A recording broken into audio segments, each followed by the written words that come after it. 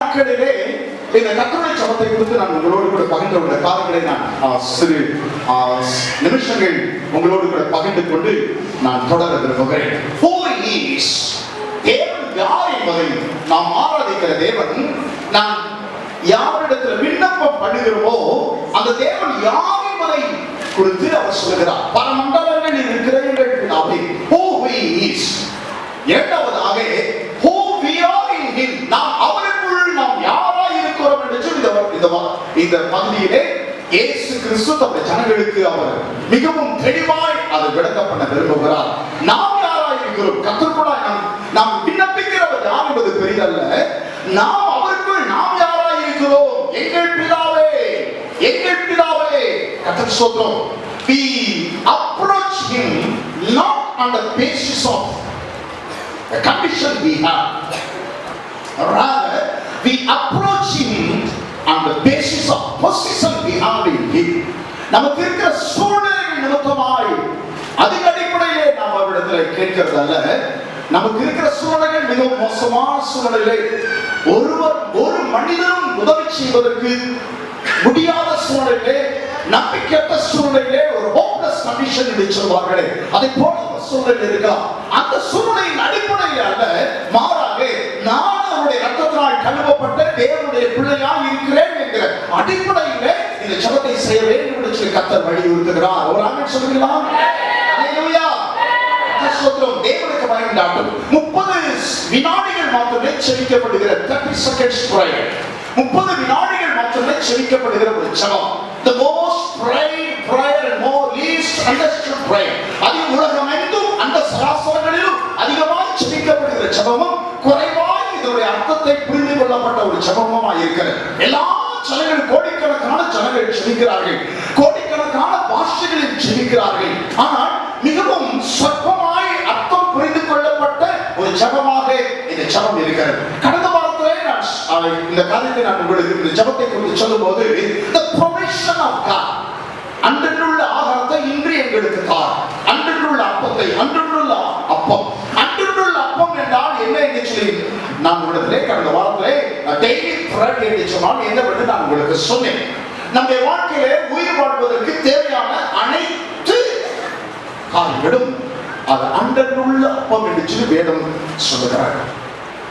அன்றையுள்ள ஆகாரம் என்று சொன்னால், அன்றையுள்ள அப்பம் என்று சொன்னால் நம்முடைய சரீர பிரகாரமான தேவைகள் அனைத்தும், நாம் உயிர் வாழ்வதற்கான தேவைகள் அனைத்தும். கர்த்தர் ஸ்தோத்திரம்.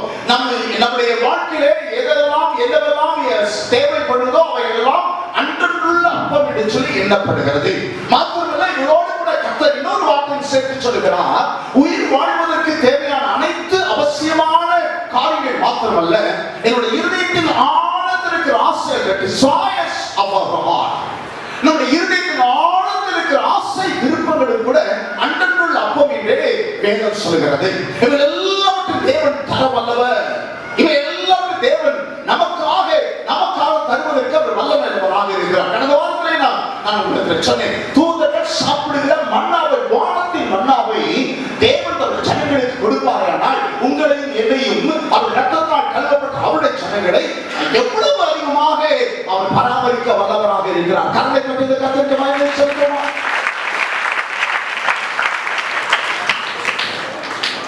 இன்னைக்கு ஒரு ஆழமான அவசியமான ஒரு ஜெபத்தின் பகுதியை நான் உங்களோடு கூட பகிர்ந்து கொள்ள விரும்புகிறேன். சொல்லுங்க, அடுத்த பகுதி என்ன? எங்கள் கடனாளிகளுக்கு நாங்கள் மன்னிக்கிறது போல. கடனாளிகள் என்றால் என்ன? கடனாளிகள் யாருக்கு மன்னிப்பு கொடுக்கப்பட வேண்டுமோ அவர்களுக்கு நாம் கடனாளிகளாக இருக்கிறோம். எங்கள் கடனாளிகளுக்கு நாங்கள் மன்னிக்கிறது போல எங்கள் கடன்களை எங்களுக்கு மன்னியும். எல்லாரும் சொல்லுங்க, எங்கள் கடனாளிகளுக்கு நாங்கள் மன்னிக்கிறது போல. சத்தமா சொல்லுங்க, எங்கள் கடனாளிகளுக்கு நாங்கள் மன்னிக்கிறது போல எங்கள் கடன்களை எங்களுக்கு மன்னியும். எத்தனை பாருங்க, இந்த ஒரு வார்த்தையில வசனத்தில் எத்தனை எங்கள் வருகிறது. எங்கள் கடனாளிகளுக்கு நாங்கள், எங்களுக்கு எத்தனை வருகிறது பாருங்க. எவ்வளவு அவசியத்தை மன்னிப்பு என்கிற காரியத்திலே கர்த்தர் எங்கள் என் நாங்கள் என்கிற காரியத்தை மிகவும் வலியுறுத்தி சொல்கிறதை இந்த வசனத்திலே நாம் பார்க்க முடியும். இந்த சபையிலே கவனிகள், we are not here to see you put down. உங்களை மட்டம் தட்டுவதற்காக ஏதாவது ஒரு விதத்தில் உங்களை மட்டம் தட்டி பேச வேண்டும், உங்களை மட்டம் தட்டி உங்களை குறைவுபடுத்தப்பட வேண்டும் என்பதற்காக சபையிலே நீங்கள் சபைக்கு வரவில்லை. சபையில வைத்து ஏதாவது ஒரு விதத்திலே உங்களை உயர்த்த வேண்டும், ஏதாவது ஒரு விதத்திலே உங்களை தூக்கி நிறுத்த வேண்டும் என்பதற்காகவே நாங்கள் விரும்புகிறோம். கர்த்தர் ஸ்தோத்திரம். கவனிகள், கர்த்தருக்கு பிரியமான நீங்கள் எல்லாம் தேவனுடைய பிள்ளைகள், அநேக விதத்திலே கர்த்தருக்கு பிரியமான ஒரு வாழ்க்கையை வாழ்கிறீர்கள், மிகவும் சந்தோஷம். கர்த்தரை எல்லாவற்றுக்கும் நீங்கள் ஆராதிக்கிறீர்கள், கர்த்தருக்காக நீங்கள் கொடுக்கிறது ரொம்ப சந்தோஷம். இன்னும் ஒரு படி நீங்கள் மேலே போய் கர்த்தருக்கு பிரியமான ஒரு வாழ்க்கை நீங்கள் வாழ வேண்டும் என்று விரும்புகிறீர்கள். இந்த செய்தியை நீங்கள் மிகவும் கவனமாய் கேட்க வேண்டும் என்று விரும்புகிறேன். கர்த்தருக்கு பிரியமான ஒரு வாழ்க்கை இன்னொரு படி, நான் இன்னொரு step again I want to go again, இன்னொரு ஸ்டெப் மேலே போய் கர்த்தருக்கு பிரியமான வாழ்க்கையை நான் வாழ விரும்புகிறேன் என்று விரும்புகிறவர்கள் இந்த தேவனுடைய வார்த்தைகளை நீங்கள் கேட்க வேண்டும் என்று நான் விரும்புகிறேன். ஒரு பெண்ணுக்கு ஒரு வெறி நாய் கடித்து விட்டது. வெறி நாய் கடித்து விட்டது. அவளை மருத்துவமனைக்கு கொண்டு சென்றாங்க. மருத்துவமனையில் ட்ரீட்மெண்ட் எடுத்தாங்க. நீங்க எத்தனை பேர் வெறி நாய் கடித்து அவளை பார்ப்பீங்களோ இல்லையோ? பக்கத்தில் இருக்கிற அடையங்கள் கூட நடந்தது. 40 நாள்ல நாய் மாதிரியே கத்துவாங்க. 40 நாள்ல நாய் மாதிரியே கத்துவாங்க. சாப்பாடு வச்சா நாய் எப்படி தட்ட சோற வச்சா எப்படி அப்படியே தட்டில் நக்கி திரும்போ அது பார்த்தா திரும்புவாங்க. கையை யூஸ் பண்ண மாட்டாங்க. கவிழ்ந்துக்கிட்டு நாய் மாதிரியா. எனக்கு ஒரு நாய் கிடைக்குது, வெறி நாய் கிடைக்குது. என்னுடைய மனைவி 40ஆம் நாள் என்ன கவனிக்க ஆரம்பிச்சிட்டாங்க. ஒரு பக்கம் ஜபம், இன்னொரு பக்கம் ஏதாவது அந்த நாய்க்குரிய சேட்டை இருக்குதா, இந்த நாய்க்குரிய சேட்டை டாக்டர்கிட்ட போய் சொல்றாங்க, டாக்டர் இருக்குது நாய்க்குரிய அறிகுறி ஏதாவது இருக்குதா. கர்த்தர் ஸ்தோத்திரம். சிலால இலங்கை சென்றபோது நாய் கடித்து விட்டு வந்தோடனே அங்க இருக்கிற போதகரை போன் பண்ணி கேட்கிறாங்க, ஏதாவது அந்த அறிகுறி தெரியுதா, என்ன நான் குறைக்கிறானான்னு சொல்லி கேட்கிறாங்க. குறைக்கிறோம்.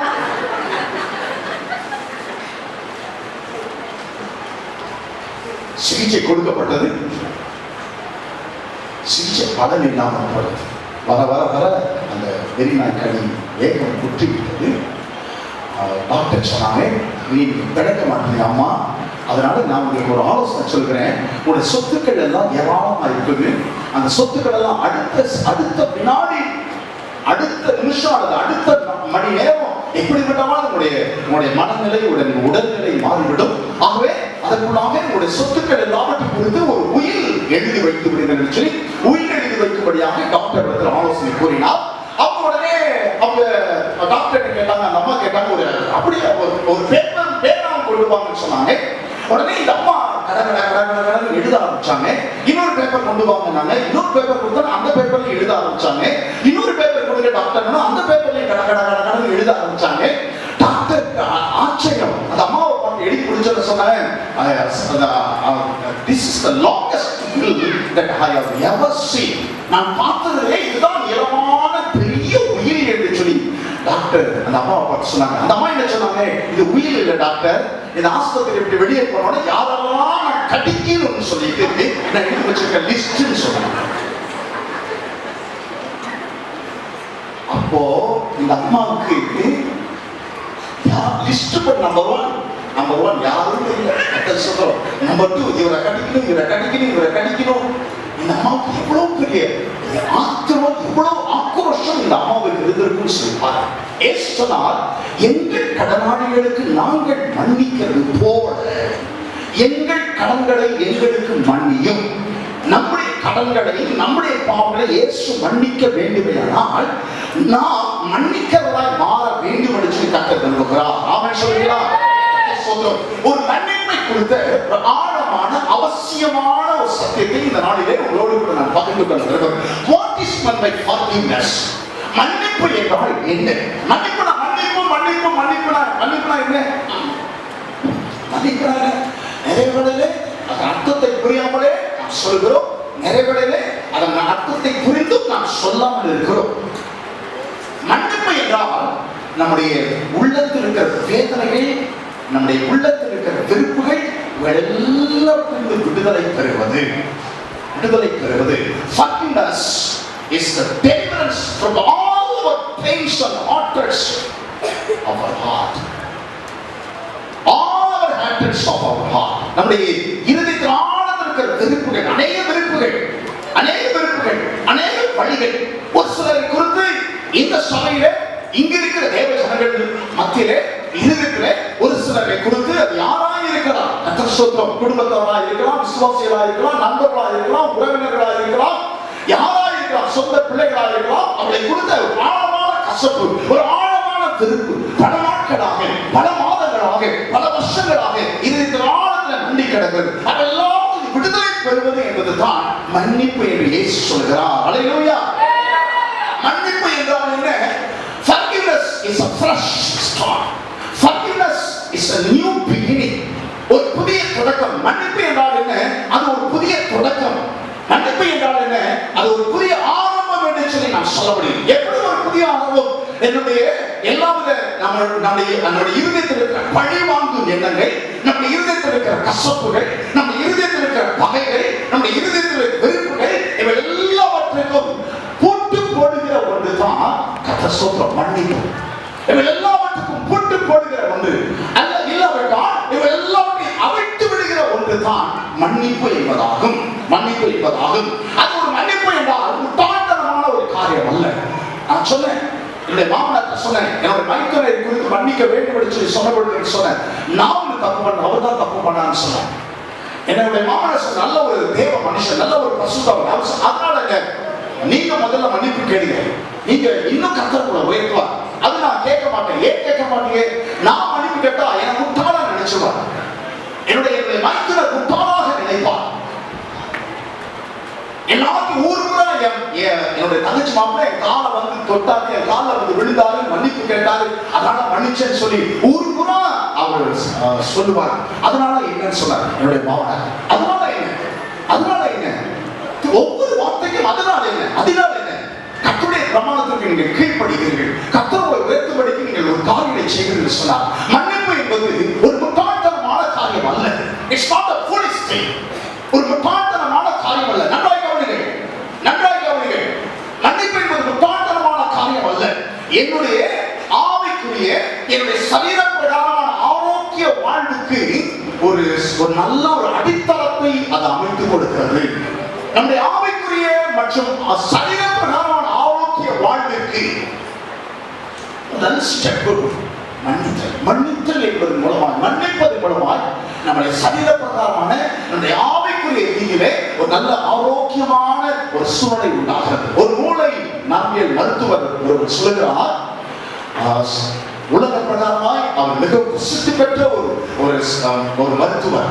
அந்த மருத்துவர் அவர் சொல்லுகிறார், கர்த்தர் ஸ்தோத்திரம், நீங்கள் யாரை குறித்தாலும் அல்லது ஏதோ ஒரு மனிதர் குடும்பத்தாராக இருக்கலாம், உங்களுடைய கணவன், மனைவி, பிள்ளைகள், பெற்றோர் அல்லது உங்களுடைய நண்பர்கள், விசுவாசிகள் யாரா இருக்கலாம், யாரோ ஒருவரை குறித்த உங்களுக்குள்ளாய் இருக்கிற ஒரு அந்த கசப்பும் பழிவாங்க உணர்வும் நாட்கணக்காய் அது தொடரும் போது, மாதக்கணக்காய் உங்களுடைய இதயத்திலே அந்த எண்ணங்கள் சுற்றி வரும்போது மூளையிலே எடுத்து லிட்டரலா ஓட்ட விழுதான்.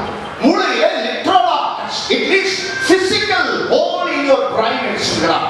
It sleeps, the discernment leads physical hole in your brain. மூளையிலே எடுத்தின்படியா அப்படியே ஒரு ஓட்ட விழுதான். அதனால பல பிரச்சனைகள் உண்டாகுது என்று சொல்கிறார். நமக்குள்ளாய் ஒரு நபரை குறித்த பல நாட்களாய் இருக்கிற ஒரு கசப்புகள், பல நாட்களாய் இருக்கிற ஒரு விருப்புகள் நம்முடைய சரீரத்திற்கு ஆரோக்கியத்தை அல்ல, நம்முடைய சரீரத்திற்கு அது கேடு உண்டாக்குகிறதா இருக்கிறது. அது ஒரு நியூ பிகினிங் சொன்னேன். Forgiveness is a fresh start.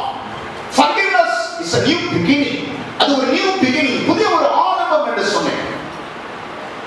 ஒரு மனிதர் தன்னுடைய மனைவி பற்றி ஒரு காரியம் சொன்னார். போன் பண்ணி சொன்னார், என்னுடைய மனைவி விவாகரத்து வேண்டும் என்று சொல்லி கேட்டிருக்கிறார். என்னாச்சு? நல்ல விசுவாசியாச்சு. என்னாச்சு? 15 வருஷமா 15 வருஷமா அழகான மனைவி, 3 பிள்ளைகள் அவர்களுக்கு இருக்கிறார்கள். 15 வருஷமா அவருடைய திருமண வாழ்க்கையில ஒரு சின்ன வருத்தம் வந்தது கிடையாது, சின்ன குறைவு வந்தது கிடையாது. 15 வருஷமா அவருடைய குடும்பத்துல ஒரு நாள் கூட தனியாக அவர்கள் பிரிந்து வாழ்ந்தது கிடையாது, முறைத்து கொண்டு படுக்க போனது கிடையாது. 15 வருஷத்துல ஒரு நாள் கூட அப்படி நடந்ததில்லை. ஆனா ஒரு நாள் போன் பண்ணி அவர் சொன்னாரா, எனக்கு டைவர்ஸ், விவாகரத்து வேண்டும் என்று கேட்டார். விவாகரத்து வேண்டும் என்று கேட்டார். என்ன காரணம் என்று சொன்னா, நான் என்னுடைய அலுவலகத்தில் இருக்கிற ஒருவரை விரும்புகிறேன். என்னுடைய அலுவலகத்தில் இருக்கிற என்னோடு கூட வேலை செய்கிற ஒருவரோடு கூட, எனக்கு மேல் அதிகாரியோடு கூட நான் பல நாட்களாக நான் தொடர்பு கொண்டிருக்கிறேன். அவரை நான் மனதார விரும்புகிறேன், அவரை நான் திருமணம் செய்து கொள்ள விரும்புகிறேன். என் பிள்ளைகள் என்னோடு கூட வருவதற்கு விரும்புகிறார்கள். ஆகவே எனக்கு எந்த காரணமும் தெரியவில்லை, எனக்கு நீங்கள் விவாகரத்து தர வேண்டும். எப்படி இருப்பாங்க, எப்படி இருப்பாங்க. இவர் என்ன செய்யறா, கர்த்தர் ஸ்தோத்திரம், அந்த ஆங்கில வார்த்தையை நான் பயன்படுத்த விரும்பவில்லை. இவர் என்ன செய்தார், பலமுறை கெஞ்சி பார்த்தார், பலமுறை கேட்டு பார்த்தார், அதுக்கு முடிவே கிடையாது, முடிவில்லாமல் இருந்தது. கடைசியில இவர் விபச்சாரம் என்கிற காரியத்தின் அடிப்படையிலே என்னுடைய மனைவி விபச்சாரம் செய்கிறார் என்கிற அடிப்படையிலே கோர்ட்டுக்கு சென்றார். விவாகரத்து கொடுக்கப்பட்டது. விபச்சாரம், தமிழில் நான் சொல்கிறதை தெய்வருக்கு திருமணம் ஆன ஒருவர் திருமணத்திற்கு பின்பதாக கணவன் அல்லாத மனைவி அல்லாத ஒருவரோடு கூட தேவனுக்கு விரும்பாத ஒரு உறவு கொள்வானால் வைத்திருப்பானால் அது விபச்சாரம் என்று எண்ணப்படுகிறது. திருமணம் ஆகாதவர்கள் திருமணத்திற்கு முன்பதாக தேவன் விரும்பாத, தேவன் அனுமதிக்கிற சரீர பிரகாரமான ஒரு தொடர்புகளை வைத்துக் கொள்வார்கள் என்றால் அது வேசித்தனம் என்று எண்ணப்படுகிறது. கர்த்தர் இரண்டையும் அனுமதிக்கிறார் என்று சபை நடுவிலே நான் சொல்ல விரும்புகிறேன். அல்லேலூயா, அல்லேலூயா. ஸ்தோத்திரம். தேவனுக்கு பயந்து உண்டாகட்டும். ஒரு ஸ்திரீயை இச்சையோடு பார்த்தாலே அவரோடு விபச்சாரம் செய்தாயிற்று என்று கர்த்தர் சொல்கிறார். இச்சையோடு பார்த்தாலே சொல்கிறார். தேவனுக்கு பயந்து உண்டாகட்டும். ஆகவே விபச்சாரம் என்கிற காரியத்தின் அடிப்படையிலே விவாகரத்து அவர் வாங்கினார். மனைவி பிள்ளைகளை அழைத்துக் கொண்டு அவருக்கு சென்று விட்டார். வீட்டுக்கு வருகிறார். பழைய ஆடைகள் பார்க்க விம்மல் அழுகை வருகிறது. ஒரு பக்கத்தில் சிவப்பு நிற பொம்மை அப்படியே அவன் மூளையிலே கிடக்கிறது. அவருடைய மகள் விளையாண்ட சிவப்பு நிற பொம்மை. இன்னொரு பக்கத்திலே ஒரு டாய் துப்பாக்கி, ஒரு பொம்மை துப்பாக்கி அப்படியே மூளையிலே எப்போது பார்த்தாலும் துப்பாக்கியோடு கூட அழுகிற தன்னுடைய மகள். இப்பொழுது மகளை காணவில்லை, வெறும் பொம்மை துப்பாக்கி மாத்திரமே கிடக்கிறது. பொம்மை துப்பாக்கி மாத்திரமே. கார் நிறுத்தப்படுகிற இடத்துல, அந்த இடத்துல ஒரு ஃபுட்பால் ஒன்று, ஒரு கால்பந்து ஒன்று, ஃபுட்பால் ஒன்று கிடக்கிறது. எங்கு பார்த்தாலும் அப்படியே பிள்ளைகளுடைய துணிகள். இவரால் ஒரு மணி நேரம் கூட அந்த வீட்டில் இருக்க முடியவில்லை. ஒரு மணி நேரம் கூட அந்த வீட்டில் இருக்க முடியவில்லை. அதை வீட்டை மாற்றினார். தான் தங்குவதற்கு நிம்மதி இல்லை என்பதற்காக வீட்டை மாற்றினார். ஆனாலும் கூட இவருக்கு கசப்பு அதிகமாயிடுச்சு, வெறுப்பு அதிகமாயிடுச்சு, கொலைவெறி வந்துவிட்டது. ஒரு 6-7 வாரங்களுக்கு பின்பதாக தன்னுடைய போதகருக்கு போன் பண்ணினார். பாஸ்டர், நான் இப்பொழுது இந்த நிலைமையில் இருக்கிறேன், என்ன செய்ய வேண்டும் என்று சொல்லி சொன்னார். வாரங்கள் போதகர் அழைத்தார். போதகத்தை போடுவது இந்த காரியம் எல்லாத்தையும் அவரது நான் என்ன செய்ய வேண்டும் என்று சொல்லி போதகரை பார்த்து இந்த மனிதர் கேட்டார். நான் என்ன செய்ய வேண்டும் சொல்லுங்கள், என்ன சொன்னால் செய்கிறேன் சொன்னார். போதகர் சொன்னார், நீங்கள் இதுவரைக்கும் நினைத்திராத ஒன்றை செய்யும்படிக்கு நான் இப்பொழுது சொல்ல போகிறேன். நீங்கள் இதுவரைக்கும் யோசித்திராத ஒன்றை நீங்கள் செய்யும்படிக்கு நான் இப்பொழுது சொல்ல போகிறேன் என்று சொல்லி, என்ன சொல்லுங்க, எதுவானால் சரி, உங்கள் மனைவியை மன்னியுங்கள், உங்கள் மனைவியை மன்னியுங்கள் சொன்னார். அப்படியே தலையாண்டார். ஆசை சொன்னார், உங்க வேலையில இப்பொழுது ஒழுங்கா செய்ய முடியாத நிலைமை வந்துவிட்டது. சரியாக தூங்கி பல நாட்கள் ஆகிவிட்டது. சரியாக ஆகாரம் புசித்து பல நாட்கள் ஆகிவிட்டது. உடைய இப்பொழுதுதான் சொன்னீர்கள், உடைய நண்பர்கள் எல்லாம் ஒவ்வொருவராக குடும்பத்தார் எல்லாம் ஒவ்வொருவராக உங்களை விட்டு விலகி கொண்டிருக்கிறார்கள். யாரை பார்த்தாலும் அந்த வேலை பாய்ச்சல், கசப்பு வார்த்தைகளோடு கூட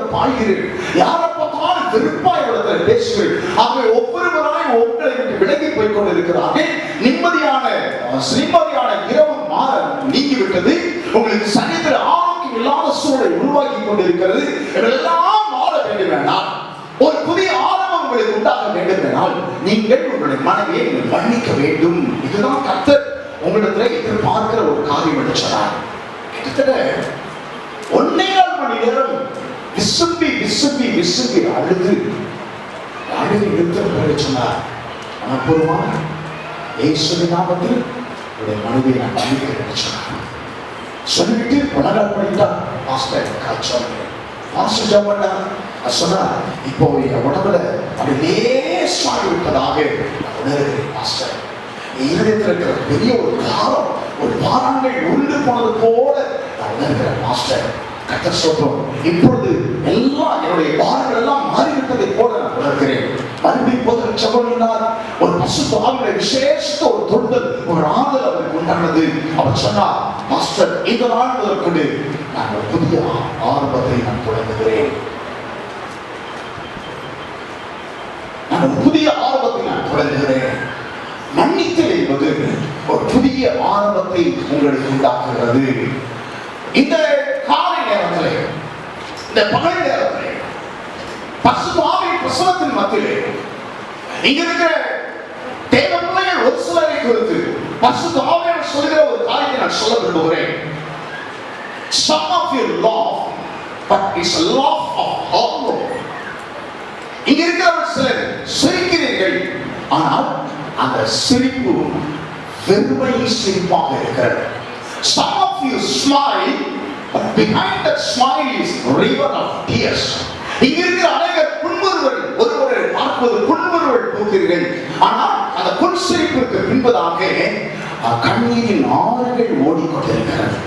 கண்ணீரின் ஆறுகள். பரிசுத்த ஆவியானவர் சபைகளுக்கு சொல்கிறதை காதுள்ளவன் கேட்க கடவன். ஏன் இந்த நிலைமை?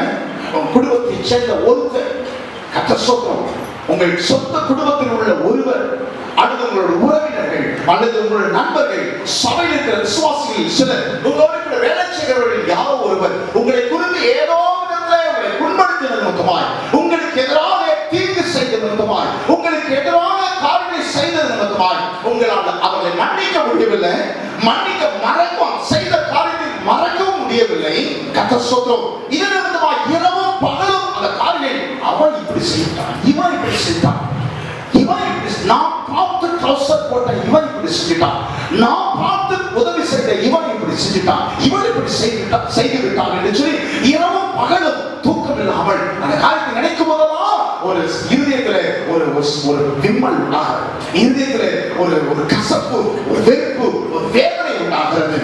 ஸ்தோத்திரம். கவனிங்கள், எங்கள் கடனாளிகளுக்கு நாங்கள் மன்னிக்கிறது போல எங்கள் கடன்கள் எங்களுக்கு மன்னியுங்கள், எங்களுக்கு மன்னிங்க அவர்கள் சொல்லி இயேசு கேட்கும்படியாக சொன்னார். நீங்கள் மன்னிப்பது என்பது அவருடைய எதிராளிகள் நிமித்தமாய் அல்ல. கர்த்தர் சொல்கிற காரியம் கவனிங்கள், எதிராளிகள் நிமித்தமாய் அல்ல, எதிராளிகள் அவர்கள் திருப்தி அடைய வேண்டும், சந்தோஷப்பட வேண்டும் என்பதற்காக அல்ல, எதிராளிகள் கலிகூற வேண்டும் என்பதற்காக அல்ல. நீங்கள் மன்னிக்க வேண்டும் என்பது உங்களுடைய ஆதாயத்திற்காகவே, உங்களுடைய நன்மைக்காகவே செய்ய வேண்டும் என்று சொல்லி கர்த்தர் சொல்கிறார்.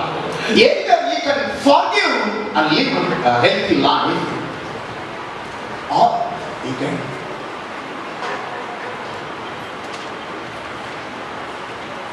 மன்னித்து நீங்கள் ஒரு ஆரோக்கியமான வாழ்க்கை வாழலாம். இல்லையா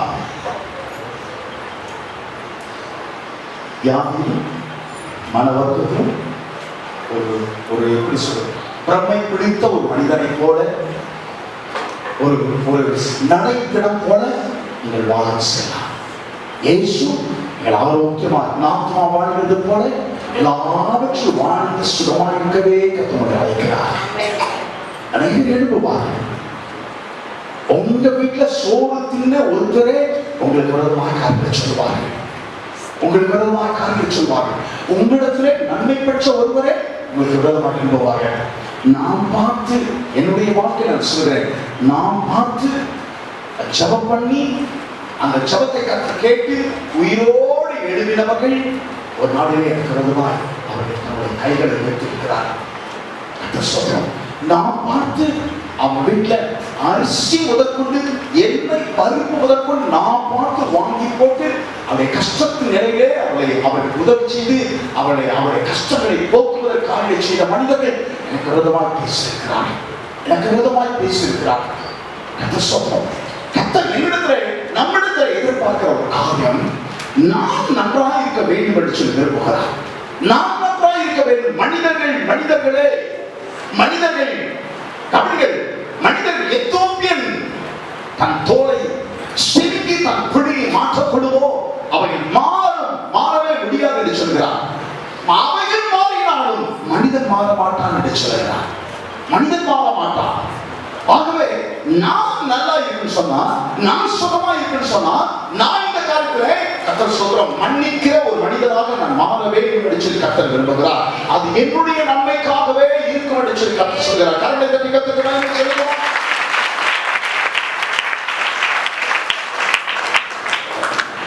உலக பிரகாரமான ரட்சிக்கப்படாத இயேசுவை அறியாத ஒருவன் சொல்லுவான், என்ன சொல்லுவான்? உயிரே போனாலும் சரி அவனை நான் மன்னிக்க மாட்டேன்னு சொல்லுவான். உயிரே போனாலும் சரி அவனை மன்னிக்க மாட்டேன், அவன் செஞ்ச துரோகத்தை மன்னிக்கவே மாட்டேன்னு சொல்லுவான். கர்த்தர் ஸ்தோத்திரம். என் மனைவியை மன்னிக்கவே மாட்டேன், என் புருஷனை மன்னிக்கவே மாட்டேன், என் பிள்ளைகளை மன்னிக்கவே மாட்டேன், அவன் அந்த மனிதனை அந்த மனுஷியை நான் மன்னிக்கவே மாட்டேன் என்று சொல்லி சொல்லுவான். ஆனால் வேதம் என்ன சொல்லுது தெரியுமா? வேதம் என்ன சொல்லுது? அது பொய் என்று சொல்லுகிறார் கர்த்தர். அது பொய்யான வார்த்தை. இயேசுவை ஏற்றுக்கொண்ட ஒருவன், இயேசு கிறிஸ்துவின் ரத்தத்தால் கழுவப்பட்ட ஒருவன், அவன் மன்னிக்கிறவனாகவே தான் இருக்க முடியும். ஆமென் சொல்லுகிறார். சிலுவையிலே கூட தன்னை சிலுவையிலே அறைந்து தன்னுடைய சாவுக்கு காரணமாய் இருக்கிற ஜனங்களை கை நீட்டி சொல்கிறார் கர்த்தர், பிதாவே மன்னியும், தாங்கள் செய்கிறது இன்னதென்று அறியாதிருக்கிறார்களே. அல்லேலூயா. தங்கள் சாவுக்கு காரணமாய் இருக்கிறவரை, முகத்திலே துப்பினவர்களை, வாரினால் அடிக்கிறவர்களை, விழாவிலே குத்தினவர்களை, பெரிய சிலுவை மரத்தை சுமக்க செய்து வாரினால் அடிக்கிறவர்களை, தாங்க முடியாதவர்களை கீழே விழும்போது விடக்கூடாதபடிக்கு மறுபடியும் தூக்கி நிறுத்தி அடிக்கிறவர்களை பார்த்து இயேசு சொன்னார், தாங்கள் செய்கிறது இன்னதென்று அறியாமல் செய்கிறார்கள், ஆகவே இவர்களை மன்னியும் என்று சொல்கிறார். மத்தேயு சுவிசேஷத்திலே 18வது அதிகாரத்திலே 23வது வசனத்திலிருந்து 25வது வசனம் வரை வாசிக்கலாம். எப்படியெனில் பரலோக ராஜ்யம் தன் ஊழியக்காரரிடத்தில் கணக்கு பார்க்க வேண்டும் என்றிருந்த ஒரு ராஜாவுக்கு ஒப்பாய் இருக்கிறது. அவன் கணக்கு பார்க்க தொடங்கின போது 14,000 தாலந்து கடன்பட்டவன் ஒருவனை அவனுக்கு முன்பாக கொண்டு வந்தார்கள். கடனை தீர்க்க அவனுக்கு நிர்வாகம் இல்லாதபடியால் அவனுடைய ஆண்டவன் அவனையும் அவன் பெண் ஜாதி பிள்ளைகளையும் அவனுக்கு உண்டான எல்லாவற்றையும் விற்று கடனை தீர்க்கும்படி கட்டளையிட்டான். அப்பொழுது அந்த ஊழியக்காரன் தாழ விழுந்து வணங்கி, ஆண்டவனே, என்னிடத்தில் பொறுமையாயிரும், எல்லாவற்றையும் உமக்கு கொடுத்து தீர்க்கிறேன் என்றான். அந்த ஊழியக்காரனுடைய ஆண்டவன் மனதிறங்கி அவனை விடுதலை பண்ணி கடனையும் அவனுக்கு மன்னித்து விட்டான். அப்படி இருக்க அந்த ஊழியக்காரன் புறப்பட்டு போகையில் தன்னிடத்தில் 100 வெள்ளி பணம் கடன் பட்டிருந்தவனாகிய தன் உடன் வேலைக்காரரில் ஒருவனை கண்டு அவனை பிடித்து தொண்டையை நெரித்து, நீ பட்ட கடனை எனக்கு கொடுத்து தீர்க்க வேண்டும் என்றான். அப்பொழுது அவனுடைய உடன் வேலைக்காரன் அவன் காலிலே விழுந்து, என்னிடத்தில் பொறுமையாயிரும், எல்லாவற்றையும் உமக்கு கொடுத்து தீர்க்கிறேன் என்று அவனை வேண்டிக் கொண்டான். அவனோ சம்மதியாமல் போய் அவன் பட்ட கடனை கொடுத்து தீர்க்கும் அளவும் அவனை காவலில் போடுவித்தான். நடந்ததை அவனுடைய உடன் வேலைக்காரர் கண்டு மிகவும் துக்கப்பட்டு ஆண்டவரிடத்தில் வந்து நடந்தது எல்லாம் ஒரு எஜமான் ஒருவன் இருந்தான். அந்த எஜமானிடத்திலே ஒருவன் கடன் பட்டிருந்தான். வேதாகம காலத்திலே கடன் பட்டவர்களுக்கென்றே ஒரு சிறைச்சாலை, டெட்டஸ் பிரிசன் என்று சொல்லி அழைப்பார்கள். டெட்டஸ் பிரிசன், கடன் பட்டவர்களுக்கென்றே அது ஒரு சிறைச்சாலை. அந்த கடனை அடைக்கிற வரைக்கும் அந்த சிறைச்சாலையில் அவர்கள் போட்டு வைப்பார்கள். போலீஸ் ஸ்டேஷன்ல போய் முறையிடுவார்கள். அவர்கள் போய் முறையிடுவன அந்த போலீஸ்காரர் விசாரிப்பார்கள். உண்மை கடன் பட்டது உண்மை, கடன் திருப்பி தராத உண்மை என்ற பொழுது அவன் கடனை திருப்பி தராத வரைக்கும் அவனை அந்த சிறைச்சாலை, கடன் பட்டவர்களுக்கான சிறைச்சாலையை அடைப்பார்கள். இதை எச்சமான ஒருவன் இருந்தான். அவனிடத்தில் ஒரு வேலைக்காரன் ஒருவன் இருந்தான். அந்த வேலைக்காரன் இந்த எஜமான இடத்துல ஏறத்தாழ இருந்தான். 10 கொடுக்கவில்லை. ஒரு நாள் எஜமான் வேலைக்காரனை அழைத்தான், வாங்கின கடனை கொடு என்று சொன்னார். கொடுக்க முடியாத நிலையில இருக்கும்போது அந்த எஜமான் சொன்னான், அவனையும் அந்த வேலைக்காரனையும் அவனுடைய மனைவியையும் அவனுடைய பிள்ளைகளையும் அவனுக்கு உண்டான எல்லாவற்றையும் விட்டு கடனை அடைக்கும்படி கட்டளையிட்டான். வீட்டை மாத்திரம் வித்தா 10 லட்சம் ரூபாய் வராது. அவை மனைவி பிள்ளைகள் எல்லாம் அவன் எல்லா சொத்துக்கள் எல்லாவற்றையும் விட்டு கடனை அடைக்கும்படி கட்டளையிட்டான். அவன் உடனே காலில் விழுந்து ஆண்டவருடைய காலில் விழுந்து, எஜமான் என்னை மன்னியுங்கள், என்னை மன்னியுங்கள், நான் எப்படியாவது கடன் அடைத்து நான் தீர்ப்பேன் என்று சொன்னார். அவன் காலில் விழுந்து கதறல பார்த்து அந்த எஜமான் சொன்னார், அவனை மன்னித்து அவன் கடனையும் மன்னித்து இனி ஒரு பைசா கூட திருப்பி தர வேண்டாம் என்று சொல்லி 10 லட்சம் ரூபாய் கடனை அவனுக்கு மன்னித்து, நீ போ எங்கேயாயும் போய் பிழைச்சிக்கன்னு சொல்லி அவனை அனுப்பினான். அந்த வேலைக்காரன் புறப்பட்டு போகும்போது வழியிலே தன்னிடத்தில் 1000 ரூபாய் கடன் பட்டிருந்த ஒருவனை அவன் பார்த்தான். அப்படியே தன்னிடத்தில் 1000 ரூபாய் கடன் பட்டிருந்த ஒருவனை எதிர்கொண்டு அவனை பார்த்து, என் கடனை கீழே வைடான்னு சொல்லுகிறான். அவன் சொல்லுகிறான், ஐயா நான் முடியவில்லை என்று அவன் தொண்டை பிடித்து நிறுத்தி அவன் பெற்ற கடனை அவன் கீழே வைக்க வேண்டும் என்று கேட்கிறான்.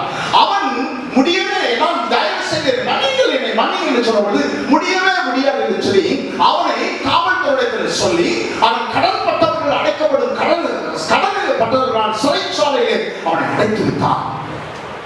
இதெல்லாம் இன்னொரு வேலைக்கு அதை பார்த்துக்கிட்டே இருந்து எஜமானத்தில் வந்து சொல்றான், எஜமானே, ஆண்டவரே, நீங்க 10 லட்சம் ரூபாய் கடனை மன்னிச்சீங்கல்ல, அவன் ஒரு 1000 ரூபாய் தன்னிடத்தில் கடன் பட்டிருந்த ஒரு 1000 ரூபாய் கடன் பட்டிருந்தவனை தன்னுடைய வேலைக்காரனை அவனுடைய வேலைக்காரனை அவன் மணியாதபடிக்கு கழுத்தை பிடித்து நிறுத்தான். அவனை எல்லாவற்றையும் பாடுபடுத்தினான். அவனை எல்லாவற்றையும் மிகவும் கேவலமாய் பேசினான். கடைசியில கொடுக்க திராணி இல்லாத போது அவனை பிடித்து கடன்பட்டவர்கள் அடைக்கப்படும் சிறைச்சாலையிலே அவனை போட்டு வைத்தான் சொல்கிறார். எஜமான் அந்த 10 லட்சம் ரூபாய் தன்னிடத்தில் கடன்பட்டவனை மறுபடியும் அழைத்து அவனை பார்த்து அவனை ஒரு வார்த்தை சொல்கிறார், நான் ஒன்ன மன்னிச்சேன் 10 லட்சம் ரூபாய் கடன் ஒரு பைசா கூட திரும்பி தர வேண்டாம் என்று உன்னை மன்னிக்கிறேன். நீ ஏன் ஒரு 1000 ரூபாய் கடனை உண்டான ஏன் மன்னிக்க முடியாம போறது? அவ்வளவு கொடுமையானவனா நீ சொல்லி அவனை பார்த்து அவனை பிடித்து அவன் தனக்கு உண்டான கடன்கள் எல்லாம் அடைத்து திருமணம் ஜெயில போட்டது மாத்திரமல்ல, உபாதிக்கவிடத்திலே ஒப்பு கொடுத்தார். உபாதிக்கவிடத்திலே அவருடைய எஜமான் ஒப்பு கொடுத்தார். உபாதிக்கவிடத்திலே என்ன சொன்னா, என்ன அர்த்தம்? ஜெயில போட்டா கடன் திருப்பி தரப்படுகிற வரைக்கும் யாராயும் ஒருவர் அவன் குடும்பத்தை சேர்ந்தவோ யாராயும் ஒரு பொறுப்படுத்தி கடனை திருப்பி கொடுக்கணும். அவருடைய மனைவியோ பிள்ளைகளோ வேலை செஞ்சு சம்பாதிச்சு ஏதோ அங்கேயும் இங்கேயும் பரட்டி கொடுக்கணும். ஜெயில போட்டா கடன் தீர்க்கப்படும் வரைக்கும் ஜெயில். அந்த வார்த்தைகளிடத்துல கொடுக்கப்படுவேனால் ஜெயிலையும் அவங்க இருக்கணும். ஒவ்வொரு நாளும் காலையிலே மாலையை வந்து கடன் கொடுத்தாச்சா, இன்னைக்கு ஏதாவது நீ கொடுத்தியா, கொடுக்கலன்னா அவனுக்கு அடி கசை அடிகள், கொடுக்கலன்னா அவனுக்கு சாட்டை அடிகள். டெய்லி காலையில வந்து கேட்பான், கடல்ல ஏதாவது ஒரு பகுதி கொடுத்தாச்சா, கொடுக்கலன்னா அடி. மாலையில வந்து கேட்பாரு, கடலில் ஏதாவது ஒரு பகுதி அடைக்கப்பட்டதா, அடைக்கப்பட்டதா அவர்கள் மறுபடியும் கசையடி. உபாதிக்கிறவர்கள் ஜெயில மாத்திரமல்ல, சிறைச்சாலையை மாத்திரமல்ல, உபாதிக்கிறவர்கள் ஒப்பு கொடுத்தான். கர்த்தர் சொல்ற கர்த்தர் இந்த வார்த்தைகளை மிகவும் ஆழமாய் அழுத்தமாய் சொல்லுகிறார். கர்த்தர் பாவங்களை எல்லாம் மன்னித்தார். நான் இந்த ஸ்டேஜில் நின்று பேச சொன்னா தகுதியற்றவர் எத்தனையோ பாவங்கள் கர்த்தர் என்னை மன்னித்து இருக்கும் போது நான் எனக்கு விரோதமாய் இயேசுவுக்கு விரோதமாய் தேவனுக்கு விரோதமாய் நான் செய்யறாங்க. தேவன் எனக்கு மன்னிக்கும் போது எனக்கு விரோதமாய் பேசின வார்த்தைகள், எனக்கு விரோதமாய் செய்யப்பட்ட காரியங்கள், அவர்களை நான் மன்னிக்க வேண்டும். தேவனுடைய பிள்ளை என்று நான் சொல்லிக் கொள்வேன். ஆனால் நான் மன்னிக்க வேண்டும் என்று சொல்லி கர்த்தர் விரும்புகிறார். உங்கள் மாமியாரை குறித்து, உங்க மருமகளை குறித்து, உங்க மாமனாரை குறித்து, உங்களுடைய புருஷன் வீட்டாரை குறித்து, உங்களுடைய மனைவி வீட்டாரை குறித்து, உங்கள் பிள்ளைகளை குறித்து, உங்கள் பெற்றோரை குறித்து பரிசுத்தாவியானவரோடு பேசுவாராக. ஆமென் சொல்லுங்க. அல்லேலூயா, அல்லேலூயா. வேதவசனம் சொற்ப காரியத்துக்காக 10 லட்சம் ரூபாய் எங்க இருக்குது, 1000 ரூபாய் எங்க இருக்குது. சொற்ப காரியத்துக்காக உபாதிக்கிற இடத்துல ஒப்பு கொடுக்க மாட்டார். உபாதிக்கிற இடத்துல ஏன் இன்னைக்கு விசுவாசிகள் சந்தோஷமா இல்லைன்னு சொன்னா உபாதிக்கிற இடத்துல அவர் ஒப்பு கொடுக்கிறார். யாரோ ஒருவரை குறித்து கஷ்டம், யாரோ ஒருவர் செய்த காரியங்களை குறித்து கர்த்தர் எனக்கு சகாயமாய் இருக்கும்போது மனுஷன் எனக்கு என்ன செய்வார்?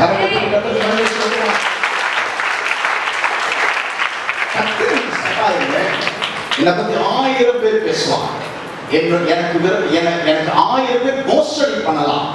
எனக்கு உண்டானதை 1000 பேர் மோசடி பண்ணி எடுத்துக்கொள்ளலாம். கர்த்தருக்கு சகாயம். நான் வெட்கப்பட்டு போவதே கிடையாது. சொல்லுவோமா? நான் வெட்கப்பட்டு போவதே கிடையாது. நான் தாட்சி அடைவதே கிடையாது.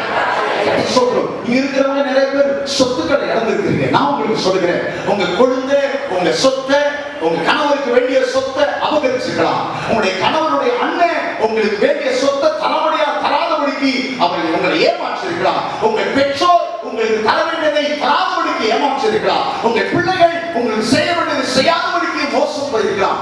நான் சொல்லுகிறேன், கர்த்தர் நமக்கு சகாயம். உண்மையே நான் ஐஸ்வர்யவானானேன் என்று சொல்லாதபடிக்கு எல்லையும் மேலான இடுகிறேன். உன்னதமானவர், எல்லாருக்கும் மேலானவர் என் பெற்றிருக்கிறார். எல்லாருக்கும் மேலான உயர்த்துவதும் என்னை மேம்படுத்துவதும் நிச்சயம். அவன் சொல்லுகிறார், அற்பமான சொத்துக்களா சண்டை போட்டுக்கிட்டு இருக்காங்க. ஞானமா சேர வேண்டிய சொத்தை நீங்க கேளுங்க, அது உங்களுடைய உரிமை, அதோட உரிமை. ஆனா உங்களுக்கு அநியாயம் செஞ்சானா அதே கத்தட்ட உங்களுக்கு கிடைக்க வேண்டிய 10 லட்சத்துக்கு பதிலா 40 லட்சத்தை கத்த சாப்பிடுறீங்க.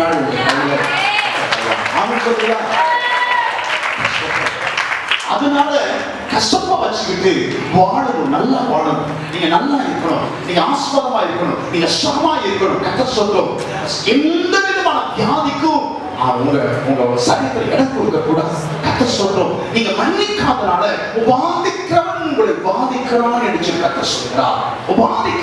உபாதிக்கிறவன் உங்களை பல விதத்தில் உபாதிப்பான். மன நிம்மதியை கெடுத்து உபாதிப்பான். அல்சரை கொடுத்து உபாதிப்பான். கேன்சரை கொடுத்து உபாதிப்பான். பல விதத்திலும் இன்னைக்கு பரிசுத்தவான்கள் அல்லப்படுகிறதுக்கும் பல விதத்திலும் பரிசுத்தவான்கள் இன்னைக்கு பாடுபடுவதற்கு காரணங்களில் ஒன்று, அவர்கள் உபாதிகளிடத்தில் ஒப்புக் கொடுக்கப்பட்டிருக்கிறார்கள். காரணம், அவருடைய வாழ்க்கையை யாரோ ஒருவரை குறித்து மன்னிக்க மனதில்லாமல் கஷ்டப்போடும் வைராக்கியத்தோடும் வெறுப்போடும் ஒவ்வொரு நாள் இரவும் பலவரே நினைத்து நினைத்து நினைத்து நினைத்து நினைத்து நினைத்து அவர்கள் அந்த எண்ணத்திலே வாழ்நாள் ஓட்டிக் கொண்டிருக்கிறார். ஆகவே உபாதை விடுதலை பெற முடியாத நிலைமை இன்னைக்கு. கவனிய பரிசுத்த ஆவியானவர் சொல்லுகிற காரியத்தை நான் உங்களுக்கு சொல்ல விரும்புகிறேன். Words of forgiveness has gone in the house of believers. Words of forgiveness has disappeared in the house of God. விசுவாசியுடைய வீடுகளில் மன்னிப்பு என்கிற வார்த்தை மறந்து போனவர்களாக, தேவனுடைய வீட்டிலே, தேவனுடைய சபையிலே மன்னிப்பு என்ற வார்த்தை மறைந்து விட்டவர்களாக ஆயிற்று. இன்றைக்கு கர்த்தருடைய பிள்ளைகள் ஒரு தீர்மானம் எடுக்க போகலாம்.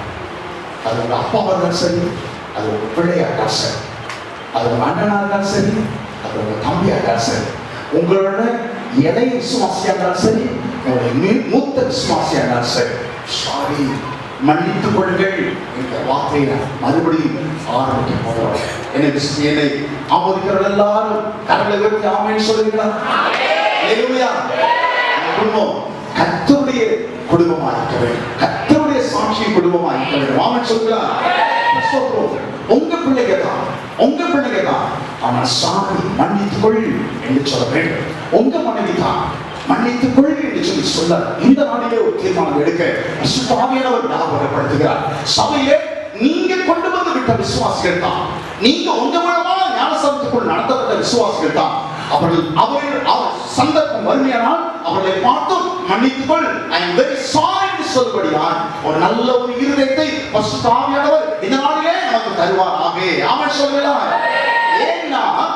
ஏன்னா nowadays believers want a different type of Jesus. ஒரு வித்தியாசமான இயேசு. அப்படிப்பட்ட வித்தியாசமான இயேசுவை தான் இன்னைக்கு விசுவாசிகள் விரும்புகிறாங்க.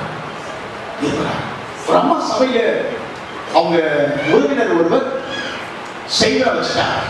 அவங்களுக்காக ஜெபம் பண்ணோம். செய்வரை கட்டிலிருந்து அவருக்கு நல்ல விடுதலை கிடைச்சது. மறுபடியும் கொஞ்சம் பிரச்சனை தூண்டும் போதே ஒரு நாள் வந்து சொன்னாங்க, பாஸ்டர் நீங்க வீட்டுக்கு வரணுமே. நான் வீட்டுக்கு போனோம். வீட்டுக்கு போனோம்னு அவங்ககிட்ட நீங்க ஜெபம் பண்ண எனக்கு விடுதலை கிடைக்கு. பாஸ்டர் இன்னொரு காரணம் செய்யும், நீங்க ஜெபம் பண்ண அந்த வச்சாங்க, செய்வனை வச்சாங்க, அவ அப்படியே நான் சாப்பிடணும், அவள் இல்லாம போகணும்.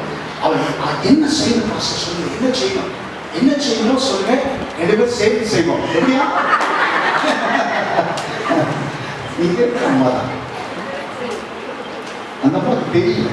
அந்த அம்மா ஒரே ஏரல்ல ஒரு சாமி இருக்குது. அந்த சாமியில ஒரே இவருக்கு விரோதமா செய்வனை வைக்கணும்னாலும் அந்த சாமி கிட்ட போய் சூழல் எழுதி கொடுக்கலாம். இவர் நினைச்சுவாரு எனக்கு விரோதமா செய்வனை வச்சவங்கள ஒரு வழி பண்ணணும்னு அவரு ஒரு சூழல் எழுதி வச்சாரு. அதே சாமி கிட்ட தான். எப்படி பாருங்க, அதே சாமி தான். எப்படிப்பட்ட சாமியோ அந்த சாமி. அந்த மாதிரி சாமி நினைச்சு இந்த சாமி நினைச்சுட்டாங்க. அந்த சாமிக்கு சாமின்னு சொல்லி என்ன நினைச்சுட்டாங்க அந்த அம்மா. ஒரே நல்ல பழி வாங்கக்கூடிய ஒரு இயேசு தான் நமக்கு தேவை. ஆமென் சொல்றீங்களா? எனக்கு அப்படியே என்ன பத்தி பேசினால 40 நாள்ல ரத்தம் கக்கி சாகிறத நான் பார்க்கணும். இயேசு செய்வா. அப்படிப்பட்ட ஒரு இயேசு தான் இன்னைக்கு விசுவாசி நிறைய பேருக்கு தேவை. நிறைய பேர் போகும்போதே பைக்கில கீழே விழுந்து கால் ஒடிச்சு நான் பார்க்க நொண்டி வரணும். அப்படிப்பட்ட ஒரு இயேசு தான், அப்படிப்பட்ட காரியங்களை செய்கிற ஒரு இயேசு தான் இன்னைக்கு விசுவாசிகள் விரும்புகிறாங்க. எங்கள் கடனாளிகளுக்கு நாங்கள் மன்னிக்கிறது போல எங்கள் கடன்களை எங்களுக்கு மன்னிக்க சொன்னார். ஆமென் சொல்றீங்களா? மன்னித்தல் என்பது is for you only, is for your benefit only. உங்களுடைய நன்மைக்காக, உங்களுடைய ஆசீர்வாதத்திற்காக, உங்களுடைய பிரயோஜனத்திற்காகவே இயேசு சொல்கிறார். உங்களுக்கு சமாதானம் உண்டாயிருக்கும், உங்களுக்கு நீடித்த நாட்கள் உண்டாயிருக்கும், உங்களுக்கு ஆரோக்கியமான வாழ்க்கை உண்டாயிருக்கும். ஆகவே இந்த சிறைச்சாலையிலிருந்து நீங்கள் வெளியே வர வேண்டும், விடுதலையாக வேண்டும் என்று கர்த்தர் விரும்புகிறார். இந்த நாளிலே இந்த மன்னிக்காதபடியாலே ஒரு சிறைச்சாலையில் அடைக்கப்பட்டிருக்கிறீர்களே, அந்த சிறைச்சாலை விட்டு நீங்கள் விடுதலையாகி வர வேண்டும் என்று சொல்லி கர்த்தர் விரும்புகிறார். கர்த்தர் ஸ்தோத்திரம். இன்னும் சில காரியங்களை, ஆழமான காரியங்களை நான் உங்களுக்கு சொல்லிவிடுகிறேன். சொல்றோம், என்ன பத்தி ஒருத்தர் எனக்கு எதிராக ஒரு காரியம் செய்தா நான் பல நாளா மன்னிக்காம இருக்கிறேன். இன்னைக்கு நான் மன்னிச்சிடுறேன். நான் இன்னைக்கு மன்னிச்சேன்னா அவர் செய்த காரியங்கள்லாம் நான் மறந்துடுவேனா? சொல்லுங்க, அவர் செய்த காரியங்களால் எனக்கு விரோதமா செய்த பேசுற காரியங்கள் எல்லாம் வச்சு நான் மறந்துடுவேனா? நான் மனசார மன்னிச்சுட்டேன். பாருங்க, மனசார மன்னிச்சுட்டேன். செய்த காரியங்கள் எல்லாவற்றையும் நான் மறந்துடுவேனா? சொல்லுங்க, மறக்க முடியாது.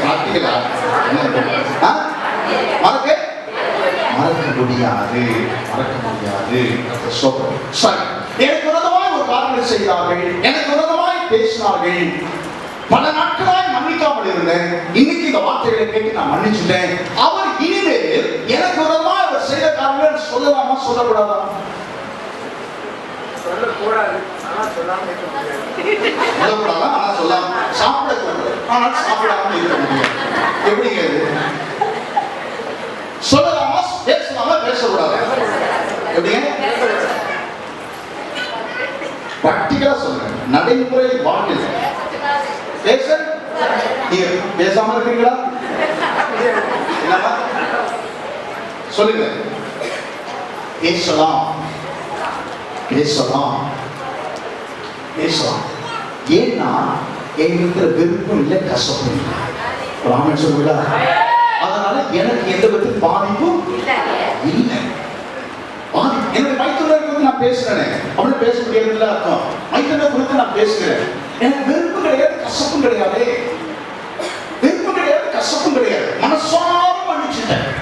அதனால கர்த்தருடைய ஆசீர்வாதத்தை நான் அப்படியே மனதார அனுபவிச்சுட்டேன். ஆமென் சொல்லுங்களா? ஆகவே நான் பேசாம இருக்க முடியாது. ஆனா கவனிங்க, வெறுப்பும் கசப்பும் என்ற இல்லாதனாலே எனக்கு எந்த விதத்திலும் பாதிப்பு என்பது இல்லை. ஆமென் சொல்லுங்களா? அல்லேலூயா. கவனிங்க, மறுபடியும் நான் பாதிக்கப்பட்ட கூப்பிடுக்கப்பட போவதே கிடையாது. மன்னிக்காம வெறுப்பையும் கசப்பையும் வச்சுக்கிட்டு நான் பேசினாதான் கர்த்தர் ஸ்தோத்திரம். பாதைக்குள்ளத்துல ஒப்புக் கொடுக்கப்பட வேண்டிய சூழ்நிலை நான் மனசார மன்னிச்சு என் இருதயத்தில் அந்த நபரை குறித்து கசப்பும் வெறுப்பும் இல்லாத ஒரு நிலைக்கு நான் வந்துட்டேன்னு சொன்னா ஒன்றும் செய்யாது. ஒன்றுக்கு நான் பயப்பட வேண்டிய அவசியம் இல்லை. அல்லேலூயா. இன்னொரு காரியத்தை நான் சொல்லுகிறேன். Forgiveness demand a change. மன்னிப்பு என்பது ஒரு மாற்றத்தை ஏற்படுத்த வேண்டும். நல்ல கவனிங்க. மன்னிப்பு என்பது ஒரு மாற்றத்தை ஏற்படுத்த வேண்டும். It demands a change in your conduct. உங்களுடைய வாழ்க்கையிலே கவனிங்க, உங்களுடைய வாழ்க்கையிலே ஒரு மாற்றத்தை அதை ஏற்படுத்த வேண்டும்.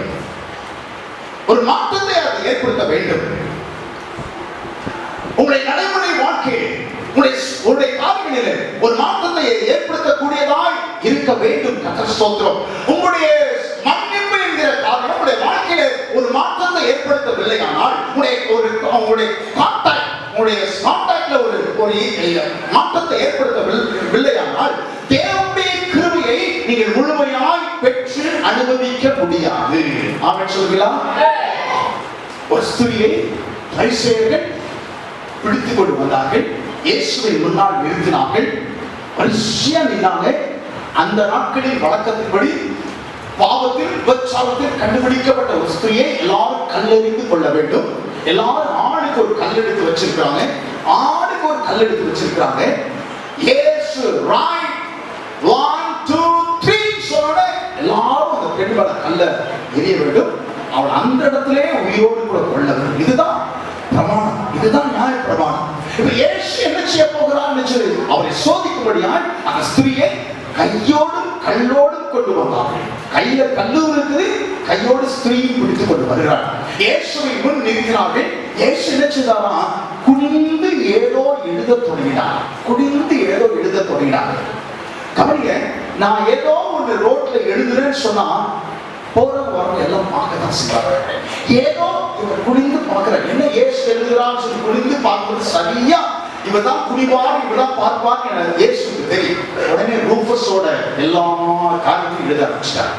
ரூஃபஸ் 10 வருஷத்துக்கு முன்னாடி செஞ்சது, 20 வருஷத்துக்கு முன்னாடி செஞ்சது, அம்மாவுக்கு தெரியாம செஞ்சது, அப்பாவுக்கு தெரியாம செஞ்சது எல்லாத்தையும் எழுத ஆரம்பிச்சா.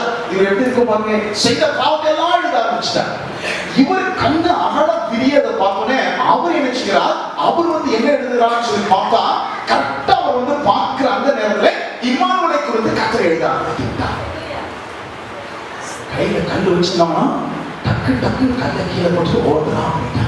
இப்ப இருக்கிறது ரெண்டே பேர் தான். ஒன்று அந்த ஸ்திரீ, கொல்லப்பட வேண்டிய ஸ்திரீ, இன்னொன்று இயேசு கொல்லுவதற்கு அவர் தகுதியாக, ஏன்னா அந்த பாவங்களே கிடையாது. இப்பொழுது அந்த ஸ்திரீ பயப்படுகிறார். இருக்கிற கல்லா எல்லாம் எடுத்து இயேசு அவளை கொல்லுவதற்கு இயேசு பாத்திரமான தகுதி உள்ளவராக இருக்கிறார். இயேசு என்ன சொன்னார்? யாரையும் ஒரு சொல்லுங்க. இனி பாவம் செய்யாது. சொல்லுங்க வந்து, இனி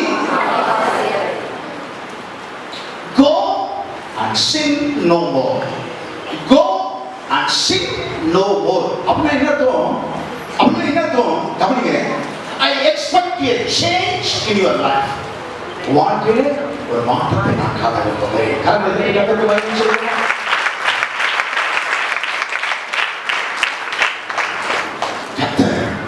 எவ்வளவு பாவம் செய்தால் கர்த்தர் மன்னிப்பா சொல்கிறார். எத்தனை பெரிய காரியங்கள் செய்திருந்தாலும் கர்த்தருடைய மன்னிப்பா சொல்கிறேன். கர்த்தருடைய மன்னிப்பா, கர்த்தர் சொல்றார், கர்த்தருடைய மன்னிப்பா. ஆனா கர்த்தர் உங்களுக்கு மன்னிக்கும் போது உங்களுக்கு சொல்லுகிற ஒரே காரியம், செய்தவர்களை திரும்ப செய்யாதே. அவையான சபைகளுக்கு சொல்லுவதை காதுகளுடன் கேட்கிறார். ஆண்டவரத்தில் மன்னிப்பை பெறும்படியா, ஆண்டவரத்தில் மன்னிப்பை பெற்றுக்கொள்ளும்படியா அநேக நாட்களாக எந்த காரியத்தை குறித்து உள்ளத்திலே செத்து கொண்டிருக்கிறீர்களோ அந்த காரியத்தை குறித்து தமிழ் அந்த காரியத்தை குறித்து மன்னிப்பு கேட்கும்படியாக வந்திருக்கிற உங்களிடத்தில் கர்த்தர் சொல்கிற ஒரு காரியம், நான் உன்னை மன்னித்தேன், மறுபடியும் பழைய காரியத்தை செய்யாதே. மன்னித்தேன், மறுபடியும் பழைய பாவத்திற்கு திரும்பாதே. மன்னித்தேன், மறுபடியும் பழைய வாழ்க்கையை நாடாதே. ஆமென் சொல்லுங்களா? இளையகுமாரன் தகப்பனிடத்தில் திரும்பி வந்தார். கபடியே தகப்பனிடத்தில் திரும்பி வந்தான். அவன் தகப்பனிடத்தில் சண்டை போட்டது உண்மை, சொத்துக்களை அவன் பிரித்து சென்றது உண்மை, தூர தேசம் போனது உண்மை, கெட்ட நண்பர்களோடு கூட அருவருப்பான வாழ்க்கை வாழ்ந்தது உண்மை, வேசிகளிடத்தில் ஆசையை அழித்துப்பட்டது உண்மை. இப்போது உண்மையான மன்னிப்பை பெறுகிறான்.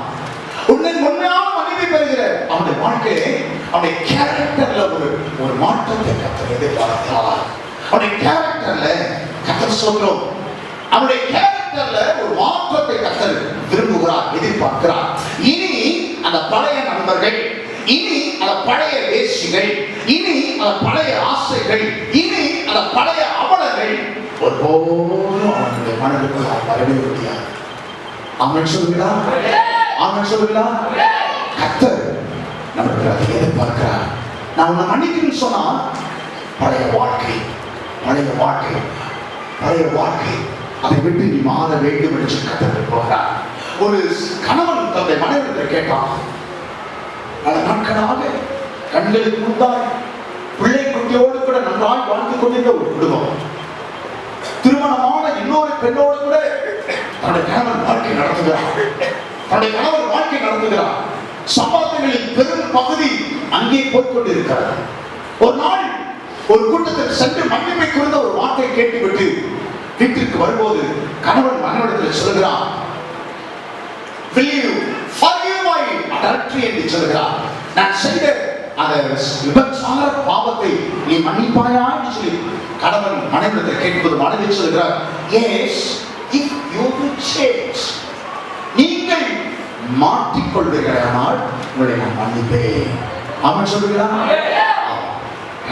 மன்னிக்க தயார், ஆனா உங்களுக்கு மாற்றம் வேணும், நீங்கள் மாற வேண்டும், உடைய நடத்தைகள் மாற வேண்டும். அவன் சொல்கிறார், அல்லேலூயா, நீ கர்த்தரை பார்த்து கர்த்தருடைய ஜனங்கள் கேட்க வேண்டும் என்று சொல்லி கர்த்தர் விரும்புகிறார். தேவனுக்கு வாய் காட்டு, கர்த்தருடைய ஜனங்கள் விரும்புகிறார், கர்த்தருடைய ஜனங்கள் கேட்க வேண்டும் என்று கர்த்தர் விரும்புகிறார். ஆண்டவரே, உமக்கு விரோதமாய் உம்முடைய பார்வையிலே ஆண்டவரே சாட்சிக்கடாய் நான் வாழ்ந்திருக்கிறேன். அப்பா அம்மாவுக்கு தெரியாமல் உமக்கு விரோதமாய் துரோகம் பண்ணியிருக்கிறேன். ஆண்டவரே, உம்முடைய பார்வையிலே ஆண்டவரே உமக்கு பிரியமில்லாத காரியத்தை நான் செய்திருக்கிறேன். உமக்கு பிரியமில்லாமல் நான் வாழ்ந்திருக்கிறேன். ஆண்டவருடைய பிள்ளைகள், கர்த்தருடைய பிள்ளைகள், நீங்கள் படிக்கின்ற இடத்துல, நீங்கள் வேலை செய்கிற இடத்துல, நீங்கள் தூரமாக இருக்கின்ற இடத்துல கணவனை பார்த்து சொல்லுகிறேன், மனைவிமாரை பார்த்து சொல்லுகிறேன், பிள்ளைகளை பார்த்து சொல்லுகிறேன். கர்த்தர் ஸ்தோத்திரம். தேவனுக்கு பிரியமில்லாத வாழ்க்கை ஒருவருக்கும் தெரியாது என்று சொல்லி நினைத்துக் கொண்டிருக்கிறீர்கள். நீங்கள் வாழ்கிற வாழ்க்கை, நீங்கள் செய்த காரியங்கள் ஒருவருக்கும் தெரியாது என்று யாரும் அறிந்திருக்க மாட்டார் என்று சொல்லி அறிந்து 1000 கண்ணுடையவர் வானத்தில் உங்களை பார்த்துக் கொண்டிருக்கிறார். சமுத்திரத்தின் கடையாளத்திலே போய் தங்கினாலும் அங்கேயும் அவர் இருக்கிறார். அவன் சொல்கிறார், வானத்துக்கு ஏறி கூடாரம் போட்டாலும், ஆகாயத்தில் கூடாரம் போட்டாலும் அங்கேயும் அவர் காண்கிறவராக இருக்கிறார். அவருக்கு மறைவாக நீங்கள் எங்கேயும் செய்ய முடியாது. அவருக்கு மறைவாக நீங்கள் யாவது காரியத்தையும் செய்ய முடியாது. நீங்க இருக்கிற தேவ பிள்ளைகள், நீங்கள் யாராலும் சரி, வாலிபர்களோ பெரியவர்களோ யாராலும் சரி, தேவனுக்கு பிரியமில்லாத காரியங்கள், மனைவியை துக்கப்படுத்தும்படியால், மனைவிக்கு துரோகம் செய்யும்படியால், கணவனுக்கு துரோகம் செய்யும்படியால், பெற்றோருக்கு துரோகம் செய்யும்படியால், கர்த்தருக்கு முன்பதாய் பாவம் செய்கிற நிலையிலே கர்த்தருடைய பிள்ளைகள் இருப்பீர்களானால் கர்த்தரிடத்திலே மன்னிக்க விரும்புகிறார். அதே நேரத்திலே ஒரு மாற்றத்தை, உங்கள் நடக்கையில் ஒரு மாற்றம், உங்கள் நடக்கையில் ஒரு திருப்பம் வேண்டும் என்று சொல்லி கர்த்தர் உங்களிடத்தில் எதிர்பார்க்கிறார். இயேசுவே என்று சொல்லி நீங்கள் சொல்ல வேண்டும் என்று சொல்லி கர்த்தர் விரும்புகிறார். கரங்களை தட்டி கர்த்தருக்காக நாம் மகிமை செலுத்துவோம்.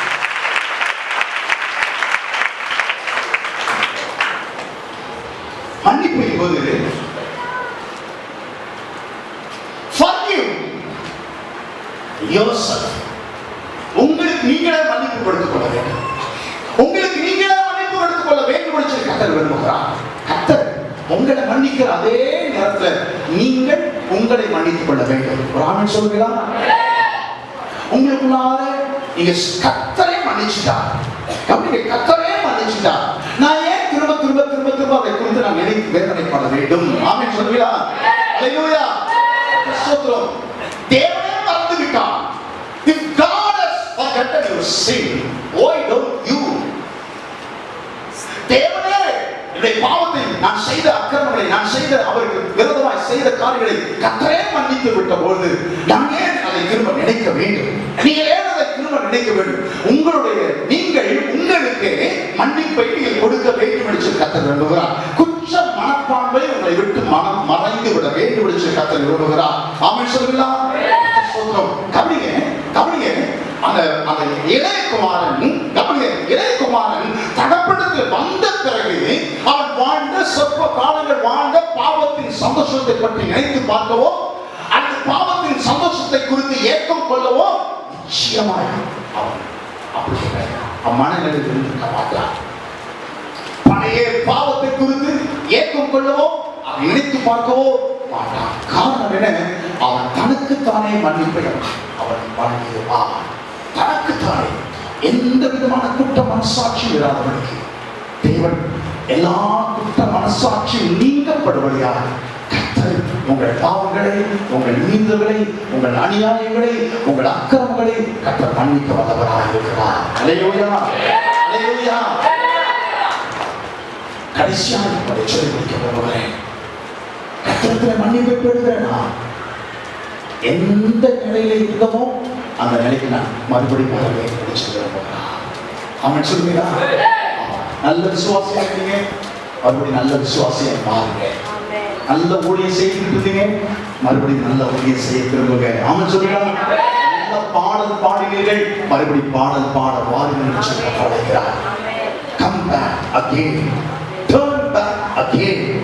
கர்த்தர் சொல்றார், உங்களை மன்னிச்சுட்டாங்கன்னா திரும்ப திரும்ப பழைய நிலைக்கு, ஆதி நிலைக்கு நீங்கள் வந்துவிட வேண்டும் என்று சொல்லி கர்த்தர் விரும்புகிறார். ஏனோ தானம் என்று சொல்லி நீங்கள் ஒரு விசுவாசியாய் வாழாதபடிக்கு ஆதியில் கொண்டிருந்த அன்புக்குள்ளாய் மறுபடியும் வர வேண்டும் என்று சொல்லி ஆதியில் கொண்டிருந்த வாஞ்சை, ஆதியில் கொண்டிருந்த வைராக்கியம் மறுபடியும் உங்களுக்குள்ளாய் வர வேண்டும் என்று சொல்லி கர்த்தர் விரும்புகிறார். ஆமென் சொல்லுங்களா? அல்லேலூயா. அப்பா சண்டை போட்டு அம்மா சண்டை போட்டு 8 வருடங்கள் ஆகிவிட்டது. 8 வருடங்கள் ஆகிவிட்டது. எப்பொழுது இவன் ஒரு சபைக்கு போகிறான், சபையிலே கர்த்தருடைய வார்த்தை கேட்கப்படுது.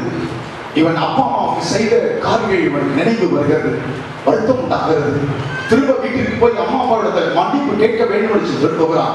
ஆனா அப்பா மன்னிப்பாரான்னு சொல்லி தெரியவில்லை. அப்பா மன்னிப்பாரான்னு சொல்லி தெரியவில்லை. ஒரு கடிதம் எழுதுகிறான். அப்பா, நான் செய்த காரியங்களுக்காக மனம் விரும்பி மன்னிப்பு கேட்க விரும்புகிறேன். நான் உங்களை பார்க்க விரும்புகிறேன், உங்களை பார்க்க வர விரும்புகிறேன். நீங்க என் மேல கோபமா இருப்பீங்கன்னு எனக்கு தெரியும். என்னை ஏற்றுக்கொள்ள நீங்கள் மனதாக இருப்பீர்களே. ஆனால் வீட்டுக்கு முன்னால அந்த ரயில் ட்ராக், ட்ரெயின் போகிற ட்ராக் இருக்கிறது, அந்த ட்ராக்கு முன்னாடி இருக்கிற வேப்ப மரத்துல ஒரு வெள்ளை ரிப்பனை நீங்க கட்டி தொங்கவிடும்படியாக கேட்கிறேன். இந்த நாள்ல இந்த ட்ரெயின்ல நான் வருகிறேன். இந்த நாள்ல இந்த ட்ரெயின்ல நான் வரும்போது நம்ம வீட்டுக்கு முன்னால இருக்கிற அந்த வேப்ப மரத்துல, ரயில் ட்ராக் முன்னால இருக்கிற வேப்ப மரத்துல ஒரு வெள்ளை ரிப்பன் பறக்கிறத நான் பார்த்தா ஸ்டேஷன்ல இறங்கி நான் வீட்டுக்கு வருவேன். வெள்ளை ரிப்பன் பறக்கவில்லையானால் அப்பா நீங்க இன்னும் என் மேல கோபமா இருக்கிறேன்னு சொல்லி எண்ணி நான் அப்படியே நான் எங்க போக வேண்டுமோ நான் போய் விடுவேன் சொல்லி கடிதம் எழுதினான். அந்த நாள் வந்தது. ட்ரெயின் நெருங்கிக் கொண்டே இருக்கிறது. அவன் வீட்டுக்கு பக்கத்திலே ட்ரெயின் சக்கரங்கள் சுரண்டு கொண்டே வந்து கொண்டிருக்கிறது. பக்கத்தில் இருந்த ஒரு பெரிய இடத்துல இவன் சொல்கிறான், கொஞ்ச தூரத்துல அந்த ரயில் ட்ராக் முன்னால ஒரு வீடு இருக்கும். அந்த வீட்டுக்கு முன்னாடி ஒரு இவனுக்கு கண்கள் பார்க்க முடியல. என் கண்கள் அப்படியே மறைத்து விட்டது. கண்ணால தெளிவா பார்க்க முடியாதனால பக்கத்துல பெரியவர்களை சொல்கிறான், வீட்டுக்கு முன்னால ஒரு வேப்ப மரம் இருக்குது. அந்த வேப்ப மரத்துல ஒரு வெள்ளை ரிப்பன் பறக்குதான் பார்த்து சொல்லுகையான்னு சொல்றான். அதுக்கு அந்த நபர் வெளியே தலையீட்டி பார்த்து சொல்கிறார், இல்லை என்று சொல்கிறார். இல்லையா என்று சொல்றார். ஒரு ரிப்பன் அல்ல, ஒவ்வொரு கடையிலும் வெள்ளை ரிப்பன் பார்க்க. அந்த வேப்ப மரத்துக்கு முன்னால இருக்கிற அந்த வேலியில வெள்ளை ரிப்பன்கள் பறந்து கொண்டு இருக்கிறது. அந்த வேப்பமரத்துக்கு முன்னால இருக்கிற அந்த முச்செடிகளிலும் வெள்ளை ரிப்பன்கள் பறந்து கொண்டு இருக்கிறது. என்ன காரணம் என்று சொல்கிறான். இவன் சொல்கிறான், I am forgiven. மன்னிக்கப்பட்டு விட்டேன், நான் மன்னிக்கப்பட்டு விட்டேன், என் தகப்பன் என்னை மன்னித்து விட்டான் என்று சொல்லி அவன் தன்னுடைய பெட்டி எடுத்துக்கொண்டு அடுத்த ஸ்டேஷனில் இறங்கி போகிறான். கர்த்தர் பழைய நிலைக்கு கர்த்தர் உங்களை அழைக்கிறார். மன்னிக்கிற கர்த்தரை கொண்டு எல்லாரும் எழுந்து நிற்போமா?